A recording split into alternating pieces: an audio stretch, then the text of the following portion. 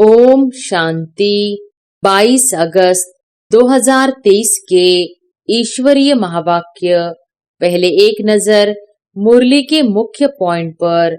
बाबा ने कहा, तुम शरीर होते हुए अशरीरी रहते हो क्योंकि तुम्हारा ताल्लुक अब बाप से हो गया। तुमको राजयोग सिखलाने लिए बाप ने भी शरीर धारण किया है, महफिल में आए हैं। परमपिता परमात्मा जिनको पतित पावन कहते हैं, उनके मंदिर है। यहाँ है अभी पतित दुनिया की महफिल, फिर होगी पावन दुनिया की महफिल। पावन दुनिया की महफिल बहुत छोटी होती और सुखी होते हैं, इसलिए वहां आने की दरकार नहीं। आना है बड़ी महफिल में, उनका नाम ही है पतित पावन। और फिर बाबा ने कहा, charity begins at home. Bharat अविनाशी बाप का अविनाशी बर्थ प्लेस है। मनुष्य भूल गए हैं शिव बाबा कब आया था। शिव बाबा को निरंतर याद करे, जैसे पत्नी पति को कितना याद करती है। यह तो पतियों का पति है, बाबा है। ऐसे बाबा को कितना याद करना चाहिए। ऐसे बाबा की हम कितनी महिमा गाए। वह समय भी आएगा जो तुम बच्चों को तो बहुत मकान मिलेंगे, चरणों में झुकते रहेंगे। मकान भी हम क्या करेंगे, हमको तो सिर्फ सर्विस करनी है। मकान लो, फिर मुफ्त में पैसा भरकर क्यों दो। सौदागर भी तो पक्का है। सबूत जरूर चाहिए सर्विस का। मुरलीधर बनने का शौक चाहिए। इस मुरली सुनने से तुम राजाई पद पाते हो। यह तो फर्स्ट क्लास दान करना है, जिससे 21 जन्मों के लिए बहुतों का कल्याण होता है। टेप रिकॉर्ड लेकर देना व मकान लेकर देना कितनी अच्छी सर्विस है। और फिर लास्ट में बाबा ने कहा, तुम ब्राह्मण कुल भूषणों को मुरली रोज जरूर सुननी चाहिए। मुरली नहीं सुनेंगे तो धारणा कैसे होगी। मुरली नहीं सुनते हैं तो जरूर समझो वह बख्तावर नहीं। मुरली को कभी छोड़ना नहीं चाहिए। मुरली पढ़ी जाती है धारण करने के लिए। अगर एक कान से सुन दूसरे से निकाल देते हैं तो फिर क्या कर सकेंगे। बाबा को याद ही नहीं करते हैं। निराकार गुड्डा और गुड्डी मनुष्य हैं। मैं नहीं बनता हूँ, मुझे निराकार ही कहते हैं। तुम गुड्डे गुड्डी अभी बहुत दुखी हो। वैकुंठ में तुम बहुत सुखी थे। और अब सुनते हैं महावाक्यों को विस्तार से। मुरली का सार। मीठे बच्चे, बाप आए हैं कलयुग की महफिल में। यह बहुत बड़ी महफिल है। इस महफिल में तुम परवाने क्षमा पर फिदा हो, पावन बनते हो। प्रश्न है, यदि बच्चों का पुरुषार्थ अब तक भी चींटी मार्ग का है तो उसका कारण क्या। उत्तर है, कई बच्चों में रूठने की आदत है। बाप से रूठकर पढ़ाई छोड़ देते हैं तो माया नाक कान से पकड़ लेती है, इसलिए पुरुषार्थ आगे नहीं बढ़ता, चींटी मार्ग का ही रह जाता है। बच्चों को मुरलीधर बनने का शौक होना चाहिए। सुनकर औरों को सुनाना है, रिजल्ट देनी है। जो बच्चे मुरली मिस करते हैं, जिन्हें पढ़ाई का कदर नहीं, वह कभी बख्तावर नहीं बन सकते। गीत है, महफिल में जल उठी क्षमा, हम परवानों के लिए प्रीत बनी है दुनिया में मर जाने के लिए। ओम शांति। परमपिता परमात्मा शिव को क्षमा भी कहते हैं। नाम बहुत डाल देते हैं तो मनुष्य मूंझ गए हैं। आत्मा भी ज्योति स्वरूप है। अब तुम जागती ज्योत बन रहे हो। क्षमा आई है। यह महफिल तो बहुत बड़ी है। कोई तो आकर बाप का बनते हैं, बाप का बन जीती जी फिदा हो जाते हैं। देह अभिमान छोड़ा तो आप मोए, मर गई दुनिया। आप कौन? आत्मा। आत्मा शरीर को छोड़ देती है तो सारी दुनिया उनके लिए जैसे मर गई। अभी बाप भी कहते हैं अपने को आत्मा समझो, हम तो बाप के हैं, शरीर का भान मिटा देना है। मनुष्य मरते हैं तो देह सहित सब कुछ भूल जाते हैं, समझते हैं शरीर छोड़ा तो ताल्लुक टूटा, शरीर के साथ भी ताल्लुक नाता है। तुम शरीर होते हुए अशरीरी रहते हो क्योंकि तुम्हारा ताल्लुक अब बाप से हो गया। तुमको राजयोग सिखलाने लिए बाप ने भी शरीर धारण किया है, महफिल में आए हैं। तुम्हारे में भी कोई पूरा जानते हैं, कोई अधूरा, कोई तो कुछ नहीं जानते। बाप कहते हैं मैं इस रचना में आया हुआ हूँ, यह बातें मनुष्य ही समझेंगे। भारतवासी जानते हैं शिव जयंती भी है। शिव है परमपिता परमात्मा, सभी आत्माओं का बाप, वह आते हैं जरूर। मंदिर भी है, मंदिर तो ढेर बनते हैं, जैसे क्राइस्ट तो एक था, उनकी यादगार में जड़ चित्र कितने ढेर बनाए हैं। यह भी परमपिता परमात्मा जिनको पतित पावन कहते हैं उनके मंदिर है। यह है अभी पतित दुनिया की महफिल, फिर होगी पावन दुनिया की महफिल। पावन दुनिया में तो वह आते नहीं, पावन दुनिया की महफिल बहुत छोटी होती है और सुखी होते हैं, इसलिए वहां आने की दरकार नहीं। आना है बड़ी महफिल में, उनका नाम ही है पतित पावन। यह है पतित दुनिया, फिर पावन दुनिया भी है। उसी नई दुनिया में जरूर थोड़े होंगे। तुम बच्चों में नंबरवार पुरुषार्थ अनुसार सच्ची सच्ची सर्विस करते हैं। सच्चाई की सर्विस का सबूत भी निकलता है। तो बाप महफिल में आए हैं, वह है पतितों को पावन बनाने वाला। कहा जाता है charity begins at home. Bharat अविनाशी बाप का अविनाशी बर्थ प्लेस है। मनुष्य भूल गए हैं शिव बाबा कब आया था, उनको ही पतित पावन कहा जाता है। आते भी है पतित शरीर में, उनकी महिमा कितनी भारी है। शिवाय नमः। तुम्हारी महिमा भी अपरम अपार है। बैकुंठ की कैसे स्थापना करते हैं, जिस बैकुंठ की भी महिमा अपरम अपार है। तुम बच्चे ही यह जानते हो और ऐसे बैकुंठ में जाने लिए पुरुषार्थ करते हो, परंतु तुम्हारा पुरुषार्थ बड़ा ठंडा चींटी मार्ग का देखते हैं। माया किसको कान से नाक से पकड़ती रहती है, किसको भी छोड़ती नहीं है। सोचते भी है ऐसे शिव बाबा को निरंतर याद करे, जैसे पत्नी पति को कितना याद करती है। यह तो पतियों का पति है, बाबा है। ऐसे बाबा को कितना याद करना चाहिए। ऐसे बाबा की हम कितनी महिमा गाए। गीत आदि में भी शिव बाबा की कितनी महिमा करते हैं। तेरी महिमा अपरम अपार है। इतनी महिमा क्यों गाई जाती, कोई कारण तो होगा ना। तुम जानते हो बाप ही भारत को स्वर्ग बनाते हैं, भारत को कितना ऊंच बनाते हैं, रावण फिर नीच बना देते हैं। बाप आकर सुखी बनाते हैं, दोजख से बहिष्ठ बना देते हैं।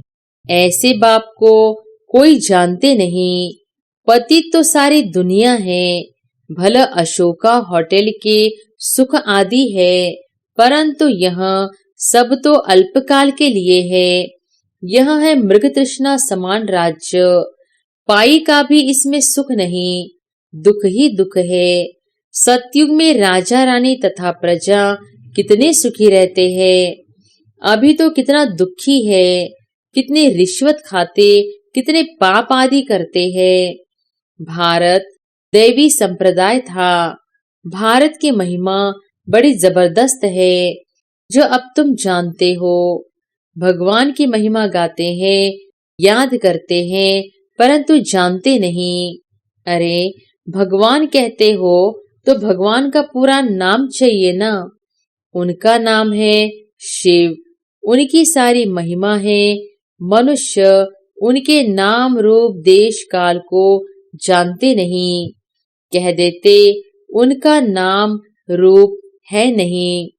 कहते भी है परम पिता परमात्मा परम धाम का रहने वाला है। नाम रूप देश बतलाते भी है, परंतु देह अभिमान होने कारण उनको याद नहीं करते हैं।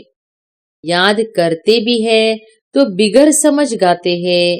तुम मात पिता, तुम समझा सकते हो। लौकिक मात पिता तो है ना, फिर यहाँ कौन से माता पिता है।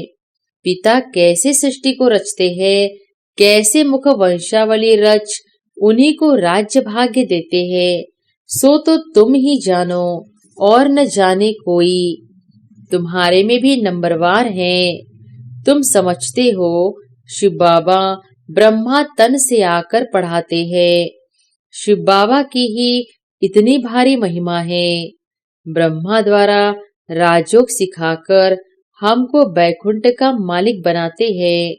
जरूर ब्रह्मा सरस्वती पहले पहले जाकर लक्ष्मी नारायण बनेंगे। जगदम्बा और जगत पिता बैठे हैं, वही विश्व के मालिक बनेंगे। उनके साथ कुमार कुमारियां भी है। यह देलवाड़ा मंदिर कितना अच्छा बना हुआ है। यह मंदिर आदि तो पहले के बने हुए हैं। अभी हम भेंट करते हैं। हमारे ही यादगार का पूरा यह मंदिर है। तो यह शिवाय नमः गीत तो जरूर रखना चाहिए। 2-4 गीत फर्स्ट क्लास रख लेने चाहिए।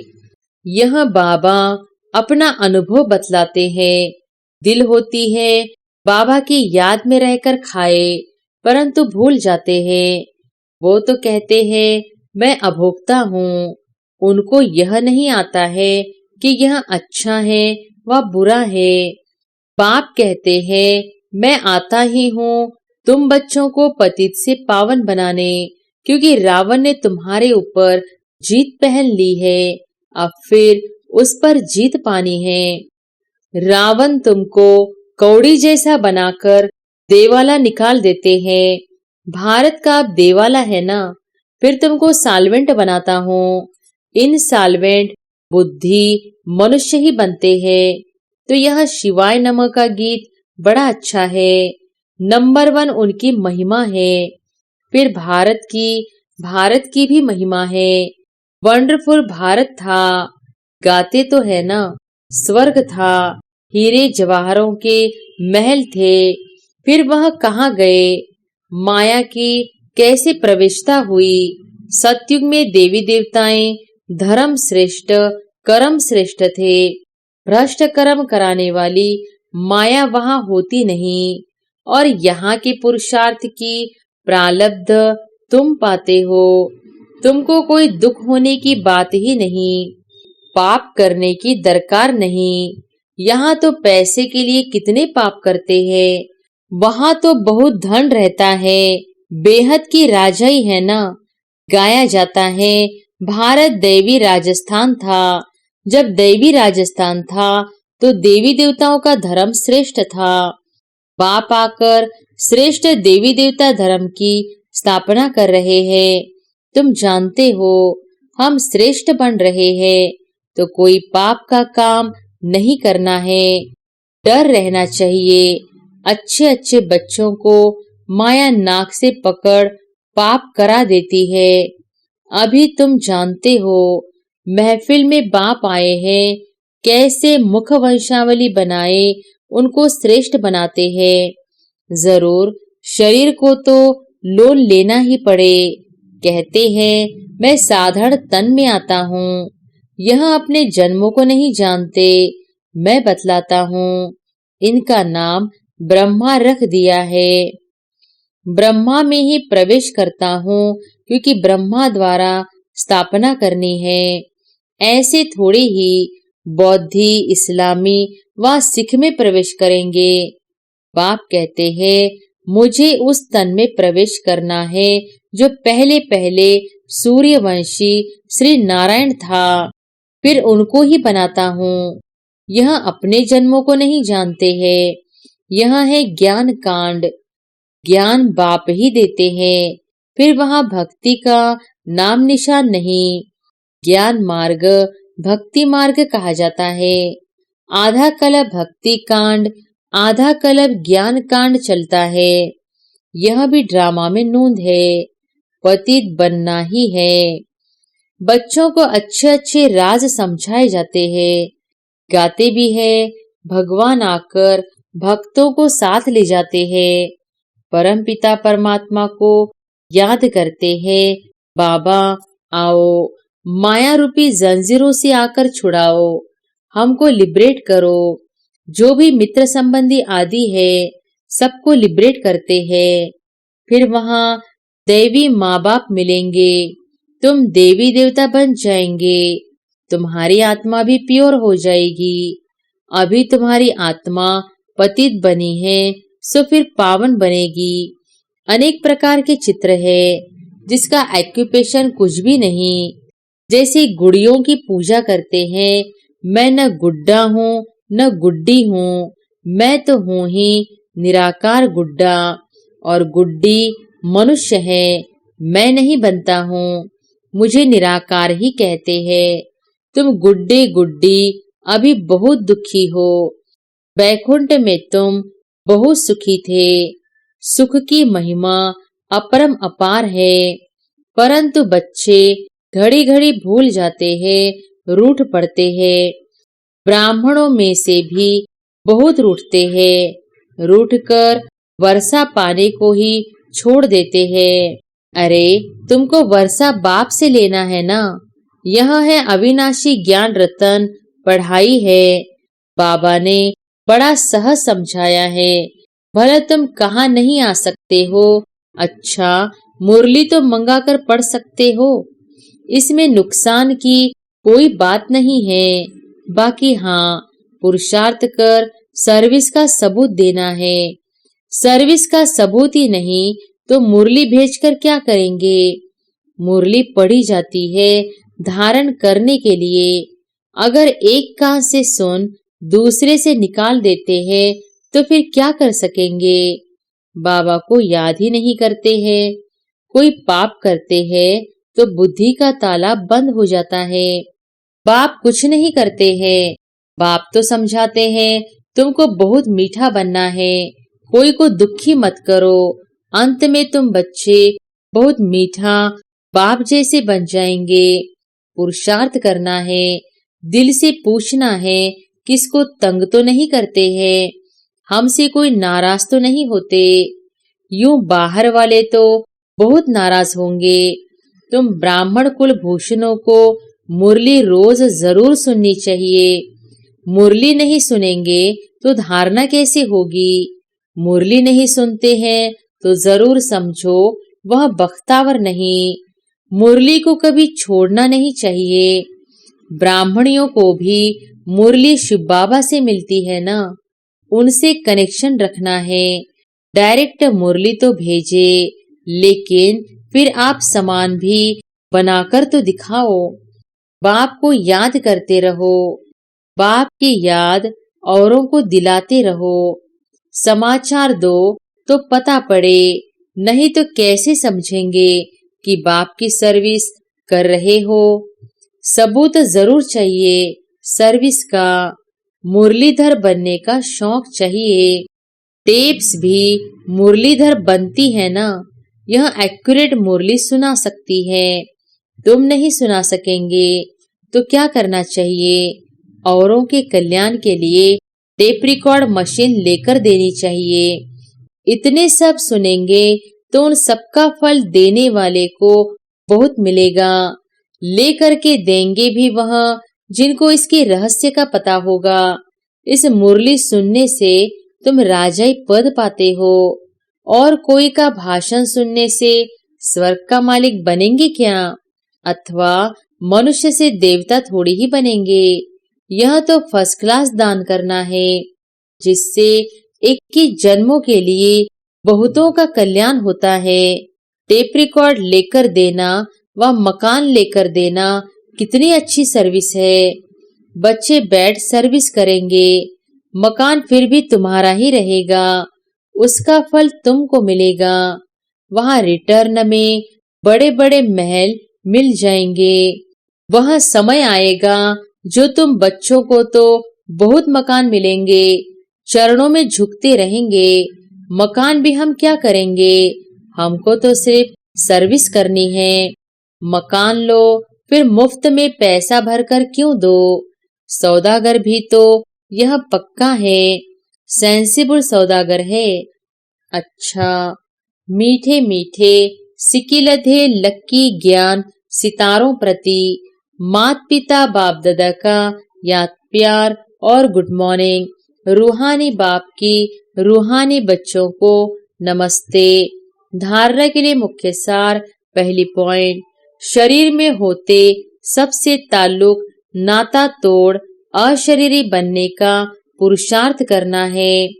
बुद्धि से सब कुछ भूल जाना है। दूसरी पॉइंट, पुरुषार्थ कर सर्विस का सबूत देना है। मुरली सुननी व पढ़नी है धारण करने के लिए। एक कान से सुन दूसरे से निकालना नहीं है। वरदान है, नेचुरल अटेंशन व अभ्यास द्वारा नेचर को परिवर्तन करने वाले सिद्धि स्वरूप भव। नेचुरल अटेंशन व अभ्यास द्वारा नेचर को परिवर्तन करने वाले सिद्धि स्वरूप भव। आप सबके निजी संस्कार अटेंशन के हैं। जब टेंशन रखना आता है तो अटेंशन रखना क्या बड़ी बात है। तो अब अटेंशन का भी टेंशन न हो, लेकिन नेचुरल अटेंशन हो। आत्मा को न्यारा होने का नेचुरल अभ्यास है। न्यारी थी, न्यारी है, फिर न्यारी बनेगी। जैसे अभी वाणी में आने का अभ्यास पक्का हो गया है, ऐसे वाणी से परे न्यारे होने का अभ्यास भी नेचुरल हो जाए तो न्यारेपन के शक्तिशाली वाइब्रेशन द्वारा सेवा में सहज सिद्धि को प्राप्त करेंगे और यह नेचुरल अभ्यास नेचर को भी बदल देगा। स्लोगन है, अशरीरीपन की एक्सरसाइज और व्यर्थ संकल्पों के भोजन की परहेज करो तो एवर हेल्दी रहेंगे। अच्छा, ओम शांति।